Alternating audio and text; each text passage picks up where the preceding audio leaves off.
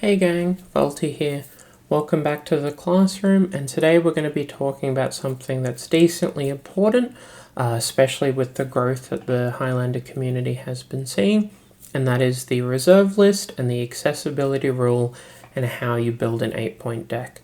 So a lot of people, and I've seen this across a couple of deck lists recently, they'll be building an 8-point deck, they won't have the dual lands in there, but they'll accidentally put a card that is on the reserve list, either in their sideboard or in their main deck, and it's just something that people aren't cognizant about. What this video is going to do is serve as a guide as well as a reference point. So if at any point you're building a 7-point Highlander deck, or you have an idea in the back of your head and you know it's going to be an 8-point deck based on what cards you want to be putting in from the points list or from your card availability, for example, checking this and making sure that you haven't included any cards from the reserve list by accident is going to be an easy way to fix this.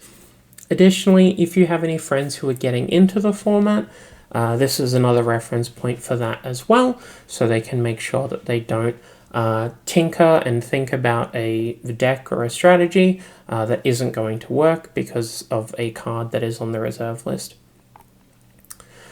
So this list is going to include most of the cards that are viable within 7-point Highlander. There are plenty of cards on here that people would be picking up through CDH or Commander.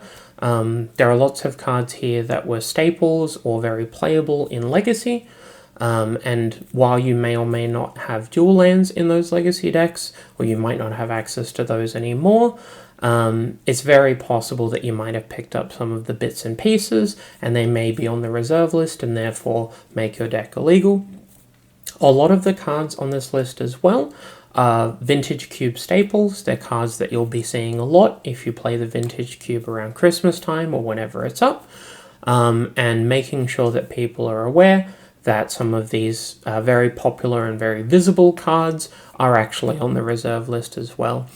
The primary purpose of this video is to be educational.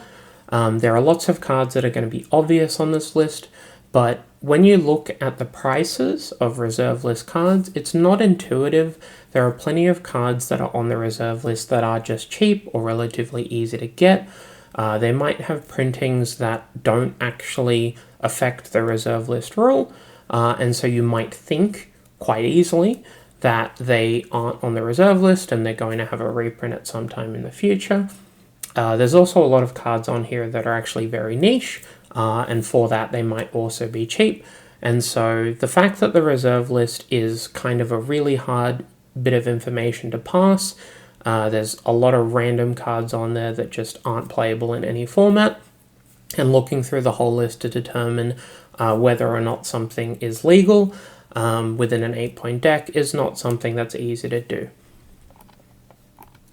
The other thing I want to point out is that if you build your decks in Moxfield specifically, and not other deck building programs, for example, Moxfield has a really easy way to check to see if your deck has any reserve list cards.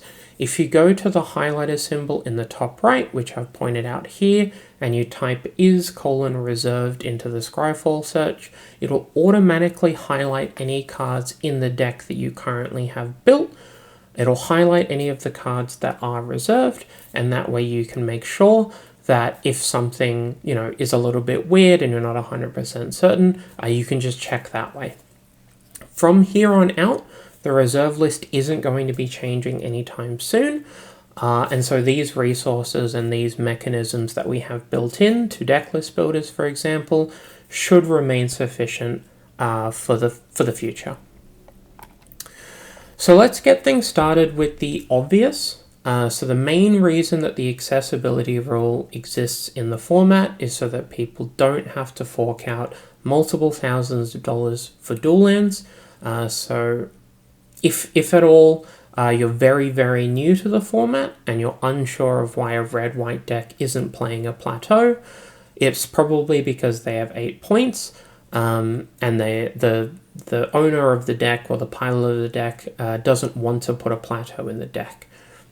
Additionally, all of the cards in the Power 9, they're very obvious. So the Black Lotus, all of the Moxen, Recall, Twister, Walk, all of these cards are on the point list, but it's very easy to understand why something being on the point list and something being on the reserve list isn't a necessary connection. We have Black Lotus at 4 points at the moment, and Thassa's Oracle is at 4 points at the moment. Black Lotus is multiple thousands of dollars, and Thassa's Oracle is like a $5. So power level within the format is not conducive to being on the reserve list, and vice versa. Next up, we have one of the unpointed lands that you'll see in this category here, and that's Bazaar of Baghdad. The main reason that you might miss that this card is in the reserve list is it's from Arabian Nights and not from Alpha, Beta, Unlimited, or Revised. It's also not on the points list at the moment. It's currently 0 points. And we very recently had an event that was announced that would have a Bazaar of Baghdad as a prize.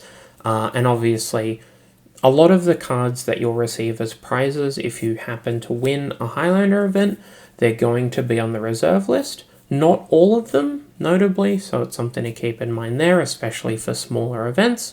But by and large, the bigger scale events will almost always have a reserve list card as the prize. Next up, we have City of Traders. This card is really innocuous and it's super easy to miss. The fact that Ancient Tomb is a better card and isn't on the reserve list and is pointed and does a very, very similar thing makes it super easy to miss that City of Traders is on the reserve list. For what it's worth, again, this list is going to seem obvious to a lot of people, but for newer players, it's entirely possible that a CDH deck has a City of Traders in it, alongside an Ancient Tomb, and just to assume that they fall within the same category. I'm going to start speeding up now. We've got Gaia's Cradle. This card will be obvious to a lot of people, but because it's such a CDH staple, and it's very popular in EDH as well, and it's been a staple of Legacy as a 4-of in Elves for a very long time, it's currently playable in Vintage, and it's not pointed. That's why I've listed it really highly. We then have Lake of the Dead. This card surprised me. I actually wasn't sure whether this was on the reserve list or not.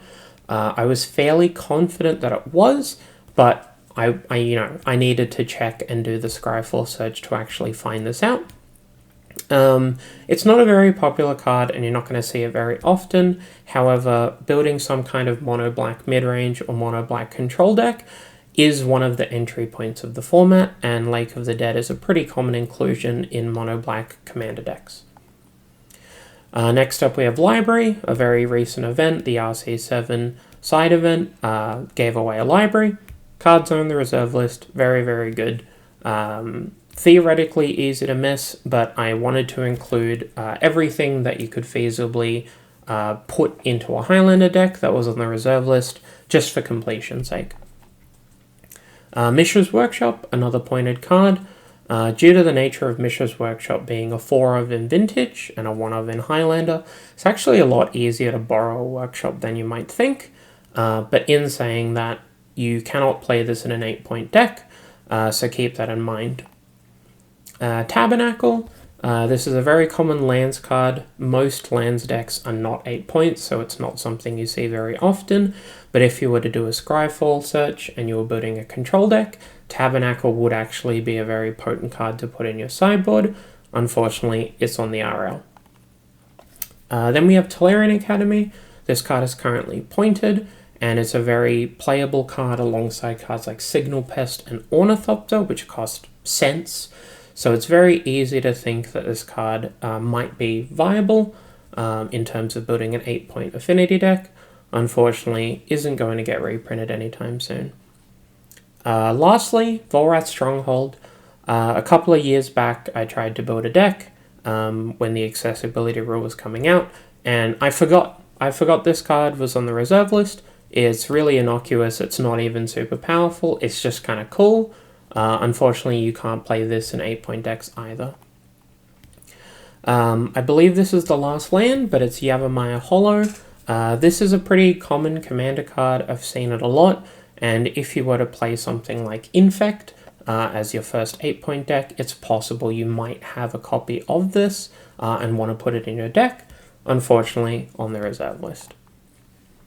Now we're on to artifacts. Candelabra, this is quite a powerful card, and I could see someone building a High Tide deck before realizing. We then have Curse Scroll. I didn't know that this card was on the reserve list. This was new to me. This card was a staple in a lot of aggressive decks that would get Hellbent, and the fact that I can't play this in an 8-point Luchery Burn deck is actually very upsetting. So I wanted to include it here. Gauntlet of Might, very popular commander card, very, very good in commander, and if you're playing a big red strategy, I wouldn't fault you, but unfortunately, RL. Grim Monolith, this card is regularly surprises people that it's on the RL. It is incredibly popular in CDH, it is incredibly popular in regular commander. It's a staple in Legacy, and the card is very, very good, but also very, very similar to other cards, and that's why it's pretty easy to miss. The fact that Mana Crypt and Sol Ring are not on the reserve list, which are both better than Grim Monolith, is why, or partly why it's quite easy to miss. Helm of Obedience, this card combos with Leyline of the Void and Rest in Peace. It's a very common combo kill in Legacy, and has been for a long time. I didn't know that this was on the reserve list for a very long time, but unfortunately building that as a sideboard Duke for certain matchups isn't going to work for your 8-point decks. Implements of Sacrifice, I had no idea. This card works really well with Channel, and that's always been its primary use case. Channel not being on the reserve list and Implements of Sacrifice being on there is just insane to me. So keep that in mind if you're brewing with 8-point Channel, that you won't have access to this card, which is very, very good. LED, Lion's Eye Diamond. This card is probably a bit more obvious to most, just because it's very popular and very widespread. The fact that it is so much worse than Black Lotus might make it easy to miss, but unfortunately this card is several hundreds of dollars for a reason. Memory Jar. This is a vintage cube staple, and if you're looking to build a Storm deck, it's pretty easy to miss. Keep it in mind when you're looking through a Scryfall and you're looking to build your deck that you won't have access to this, as well as another couple of Wheels and Storm cards. Metalworker, this card is pretty hard to put into a deck that you plan on playing 8 points in, because Mishra's Workshop is on the RL, but the little golem that could is also on there, so you won't be able to just play Ancient Tomb into Metalworker in your Affinity deck, because it's also on the RL. Mox Diamond, this is one of the bigger ones. The fact that Chrome Mox exists, and Spirit Guides exist, and Ancient Tomb exist, and Sol Ring exist, and none of these cards are on the RL, makes it super easy to think that Mox Diamond joins them. Unfortunately, this card is never getting reprinted, despite its incredible power level and how convenient it would be for everyone if it was. Nullrod. This is a pretty easy one to miss. It's very ubiquitous, but it's only a sideboard card. I would recommend making sure that you have access to green or white mana to play Collector Oof or Stony Silence, because if you're an 8-point Grixis, you're not going to have access to Nullrod, and that's a big deal. So keep that in mind during deck construction, that Nullrod is on there. Phyrexian Dreadnought, I had no idea. This caught me off guard. I was building an 8-point Lurrus deck. I had a Stifle in there, I had a Dress Down in there, and Death Shadow. Phyrexian Dreadnought is on the RL. Who knew? Time Vault, this one should be obvious to most. The reason that I've put it in this presentation, again for completion, but also it's going to be a pretty regular prize for the longevity of Highlander, so it's something to keep in mind. Next up we have White, and we start off with Abeyance. Abeyance is very similar to Silence and Orum's Chant, and a couple of other effects that stop your opponent from playing cards this turn. It's a very popular Storm card, and any kind of combo that requires using the stack several times in a turn. I didn't know Abeyance was RL.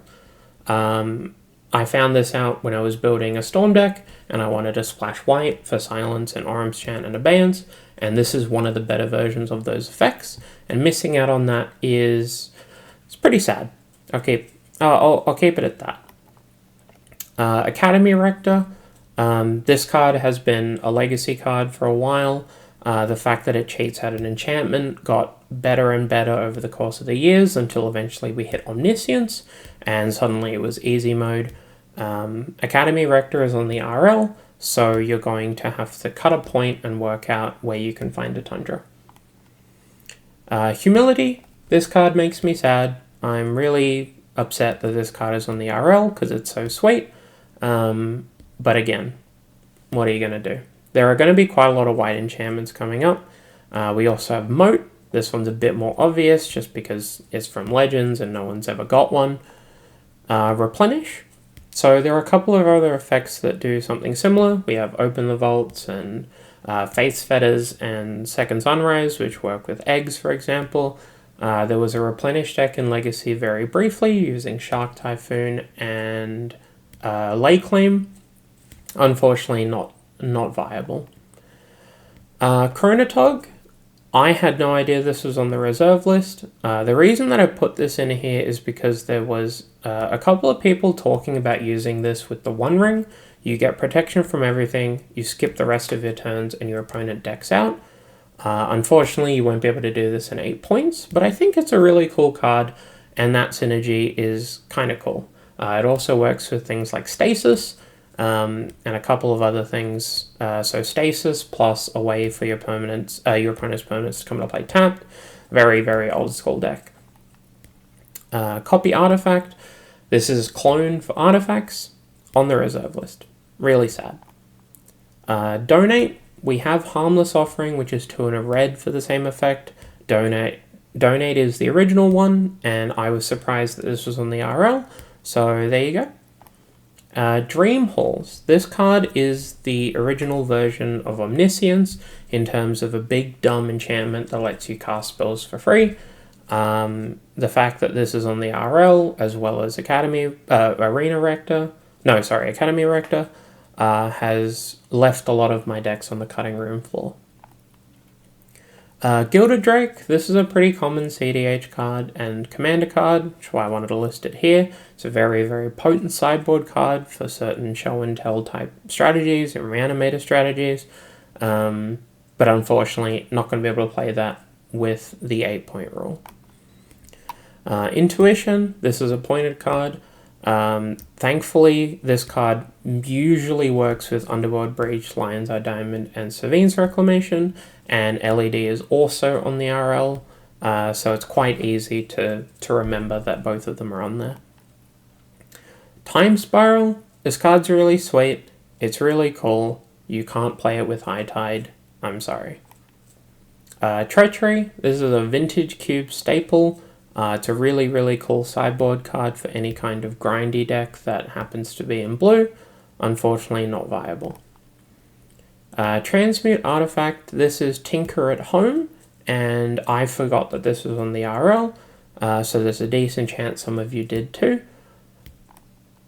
Onto black, we have Chains of Mephistopheles. This card looks like an RL card, so we're probably pretty safe overall. However, because a lot of black decks have viability as 8-point decks, because a lot of the best black cards are cheap discard spells, for example, and new threats, if you have the ability to borrow a Chains of Mephistopheles for an event, I wouldn't fault you for accidentally registering it in your 8-point deck. Corpse Dance, this one's really sad. Very few of the other reanimate effects are RL. Reanimate itself, Animate Dead, Dance of the Dead, they're all reprintable. Corpse Dance isn't. And then Dystopia. This is actually a really, really good sideboard card for Grixis decks, and it's probably something to look at if you're building a Grixis deck that is 7 points. Unfortunately, if you're playing 8-point budget Grixis, you're not going to be able to play Dystopia. Nether Void. This card is super weird. no one ever plays it. I haven't seen one in ages on the RL. Recurring Nightmare. This one is part of the reason that I wanted to make this video. Recurring Nightmare is a vintage cube staple. People love this card. It's really, really cool. It does a lot of things. And unfortunately, it's on the RL. Shallow Grave. This is the other reanimate that is on the RL. Again, if you're looking to reanimate an Emrakul the Aeon's Torn in response to its shuffle trigger, you're going to have to be playing 7 points. The Abyss. This is like Nethervoid. It's a weird 4-mana enchantment that no one plays, but if you do play against it, you can know that your opponent is playing dual lands, for example. Yawgmoth's Bargain. This is one of my favorite cards of all time, and I'm really, really sad that I don't get to play it anymore. This is the original Grizzlebrand. It works alongside, Necropotence and Necrodominance as ways to fill your deck with cards that draw your deck. Unfortunately, this one's on the RL. And then Yawgwill. Yawgmoth's Will is the original Underworld Breach. It lets you cast your whole graveyard, which usually wins you the game. Unfortunately, RL'd. Next up we have Red. Red has Firestorm. This is a Legacy Dredge sideboard card from a long time ago. Basically, you discard a bunch of cards and blow up a bunch of creatures and hit your opponent. I didn't know this was on the RL. This is something that I learned doing this. Wheel of Fortune. So Time Twister and Time Spiral are also on here, but a lot of the new wheels that keep getting printed, like Sail into the West, are not. Wheel of Fortune being such a popular CDH card and EDH card, I wanted to make sure that it was on here. Next up we have Green. We have Alarin. I'm really sad I don't get to play this card, but unfortunately you're going to have to either settle for the new Alarin that's got like an energy cost or something, or find some dual lands. City of Solitude. This card is like Defense Grid, but different. It's like Silence, but different. Super easy to forget. So, if you're building a Storm deck that has access to green, and you want to put something in your sideboard, make sure that you're already playing 7 points. Deranged Hermit. I had no idea that this card was on the RL. They've printed a lot of effects like this. This is one of the originals. It's not even very good, and especially with Recurring Nightmare being on the RL as well, but I listed it here because I had no idea. I totally forgot. Earthcraft. This is a card that shows up in a lot of CDH decks around Anima, and some of the other Elves-based decks. Unfortunately, not viable. Eladamri, Lord of Leaves. This card's a big one. If you're playing budget elves, if you're playing 8-point elves, you don't get Eladamri. You can't shroud your creatures. I'm not convinced that it would even be good, but it is on the reserve list, so make sure that you're aware of that. Eureka. Eureka is the big show and tell. It's one of those really weird cards that you see in Vintage Cube and don't draft because you don't know what it does. Since they've printed Show and Tell and Hypergenesis, it's much easier to think that this card joins them, but unfortunately we're not seeing any more Eureka printings. Fast Bond. This one's a big one. If you're playing 8-point decks and you want to play Exploration and Burgeoning and you see that Fast Bond is 0 points at the moment, you could be forgiven. Unfortunately, Fast Bond is RL, so you'll need to make sure that you accommodate for that. Raphaelos, classic cube card, very, very good with forests, and if you think that you don't need your Gaia's Cradle, you're going to have to miss out on this little guy. Seas of Innocence. This is actually the reason that I made this video.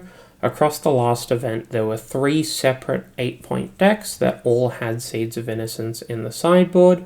It's a 3-mana Shadowstorm. It's Brotherhood's End, but in green. It is on the RL. You do not get to play it with 8 points. Survival of the Fittest. The fact that they keep printing effects that do things that are similar, the fact that it has a Judge printing, the fact that it's so populous in Commander and CDH, make sure that you're aware that this one is on the RL. Squandered Resources, this is the only multicolored card I included. This card is very, very good in some kinds of combo decks, but unfortunately it's on the RL too. And that is it. This is my list. It's, again, not comprehensive. There are a lot more cards on the reserve list. Some of them aren't legal anyway. Some of them are just outright unplayable. But I really wanted to make sure that you wouldn't be stressed out or worried about trying to figure out what was and wasn't legal if you're putting 8 points. As I said, if you have any friends who are getting into the format, you can link them to this video. It'll be a handy resource. But as previously mentioned, there is a way when you're building decks on Moxfield that you can just check. Highlights everything instantly. It's a really good resource.